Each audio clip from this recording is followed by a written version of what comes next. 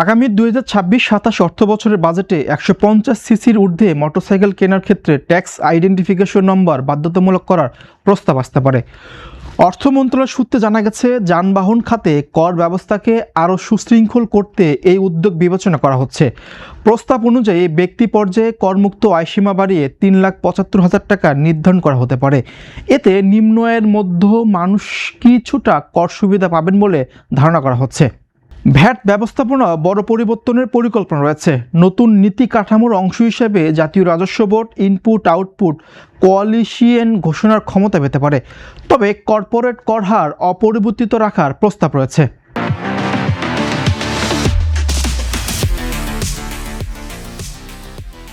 স্বাস্থ্য খাতে kidney dialysis সেবায় ব্যবহৃত যন্ত্রপাতি ও সংশ্লিষ্ট পণ্যে কাস্টম শুল্ক কমানো এবং এই খাতে ভ্যাট ও আয়কর অব্যাহতির পরিকল্পনা রয়েছে।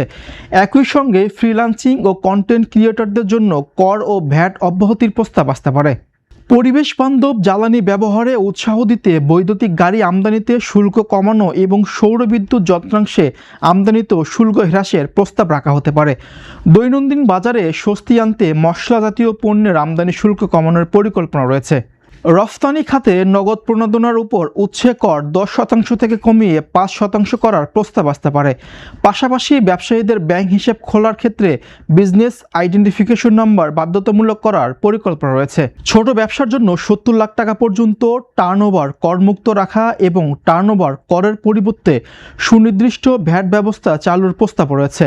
ভ্যাট রিটার্ন 3 মাস পর পর দাখিল করার পরিকল্পনা বিবেচনায় আছে।